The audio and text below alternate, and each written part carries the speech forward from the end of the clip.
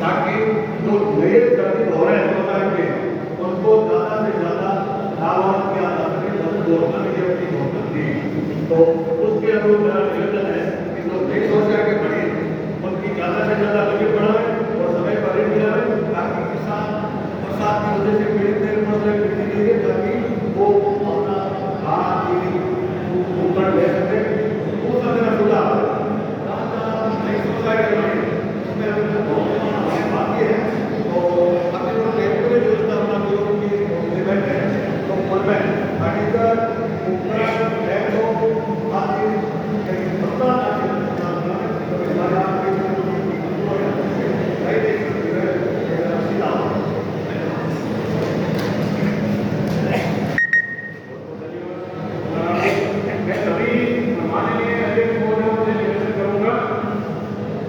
आपके नीति में सुना आप बैंक प्रधान कार्यालय घुसवाएं, सारी जो प्रोसीडिंग बनेगी वो जीवन महोदय में सही होंगे और बिल्कुल रहेंगे।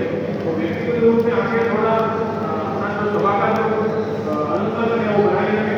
दूसरी बात जो आप लिमिट का ज़्यादातर सीमा ये कह कोई नई लिमिट होती है, तो नई लिमिट जो खड़ी थी हमने कोशिश की कि सोसाइटी में हर सोसाइटी में 2-10 आदमियों को नया लोन दें और ज़्यादातर सोसाइटियों में हमने दिया भी है, ठीक है। बाकी अगर किसी को नहीं मिला है तो हम कोशिश कर रहे हैं कि हर सोसाइटी को नया लोन दिलवाया जाए। और साथ में मैं आपसे ये भी निवेदन करूंगा कि हर गांव में कोऑपरेटिव बैंक की सोसाइटी है, तो आप डिपॉजिट के लिए भी बैंक के लिए प्रयास करें ताकि वो डिपॉजिट आएगी तभी तो हम आपको लोन दे पाएंगे। आप सेविंग अकाउंट का खाता या करंट अकाउंट का खाता या एफडी है वो कमर्शियल बैंक जो जैसे एसबीआई है या पंजाब नेशनल बैंक है वहां जाके करवाते हैं। तो मैं आप सभी चेयरमैनों से ये निवेदन करूंगा, संचालक मंडल सदस्यों के साथ में मीटिंग करें, तब आप ये बात जरूर रखें अपने गांव के जो जागरूक लोग हैं उनके सामने कि अपनी जो निकट कोऑपरेटिव बैंक की जो शाखा है उसमें जाके खाता खुलाएं और अपने जो भी पैसे खाते में रखने हैं या एफडी करवानी है, चाहे बच्ची के बच्चों के या बुजुर्ग माता पिताओं के, तो वो कम से कम हमारी बैंक में कराएं ताकि अपने पास फंड आएगा तभी तो आपको प्रॉपर्टी मिल पाएगी। तो ये चीज है, पहले बात यही है कि आप डिपॉजिट बढ़ाएं, लोन आपके उतना ही बढ़ता जाएगा। जब तक डिपॉजिट नहीं आएगी तब तक बैंक और सोसाइटी दोनों ही कुछ नहीं कर सकते। दूसरी बात है जो फसल बीमा का जो काम है, फसल बीमा में सोसाइटी केवल बीमा करती है, बीमा करके और जो भी अगर कलेक्ट के लिए फंड भेजना है तो सोसाइटी फार्म करके और प्रधान कार्यालय को भेजती है और हेड ऑफिस से संबंधित जो बीमा कंपनी है उसको भेजते हैं।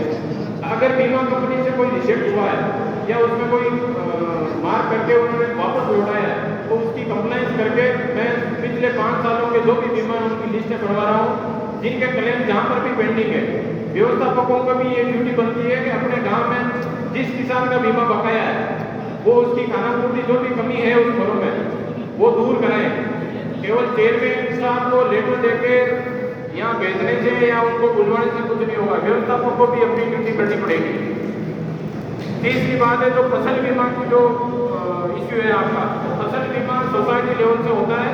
सारी सोसाइटी जो लगभग 400 सोसाइटियाँ हैं जिनमें 80 सोसाइटियाँ नहीं बनी है, श्रीमान जिला कलेक्टर महोदय की अध्यक्षता में कमेटी है, उनके अनुशंसा उपरांत राज्य सरकार ने लगभग 80 सोसाइटियाँ नागौर में नहीं बनाई है।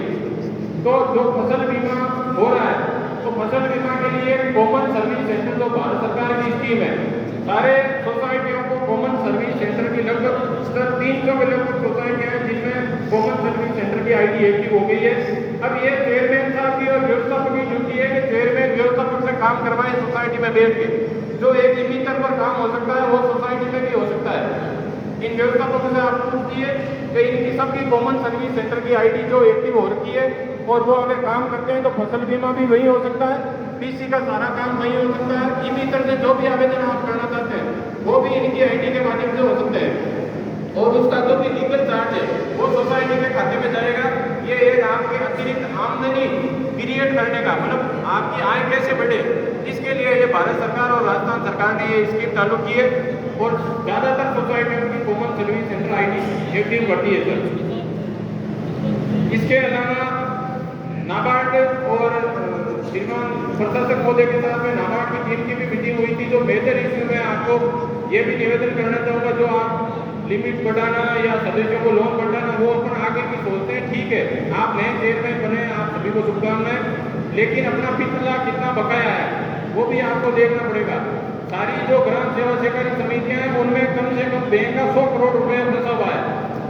मेरे पास लिस्ट पड़ी है, एक सोसाइटी में कई सोसाइटियां हैं जिनमें 20 लाख है, 30 लाख है। बहुत कम सोसाइटियां सर ऐसी है जिनकी 100% डिमांड है, वो पूरी मतलब जितना उन्होंने बांटा उतना वसूल कर लिया। ज़्यादातर सोसाइटियां आपकी है वो घाटे में चलने की वजह ये है कि आप जितना बांटते हो, बांटने के बाद में भूल जाते हो, वापस वसूली नहीं करते हो और उसका पेनल इंटरेस्ट बैंक को चुकाना पड़ा 3 करोड़। पिछली साल की बात है, 3 करोड़ रुपए बैंक को पेनल्टी जो लगी वो बैंक को तो चुकानी पड़ी नाबार्ड को, क्योंकि अगर पेनल्टी नहीं चुकाएंगे तो आपका रिफाइनेंस बंद हो जाएगा। तो बैंक आपके लिए सोच रही है। दूसरी बात है कि आप ये जो वसूली 100 करोड़ रुपए फंसे हुए हैं, जो डिफॉल्टर हैं आपके गांव में जो किसान हैं, तो व्यवस्थापक और आप मिलके एक टीम के रूप में मिलकर और उनसे वसूली करवाओगे तो आपकी सोसाइटी का कमीशन भी बढ़ेगा।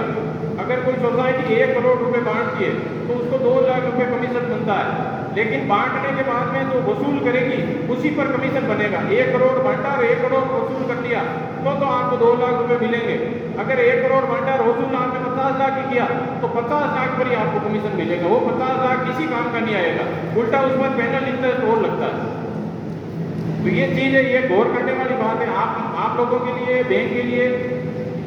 बाकी और कोई सुझाव वगैरह है लिखित में तो आप दे सकते हैं, वहीं से बोल दीजिए। सियाराम जी।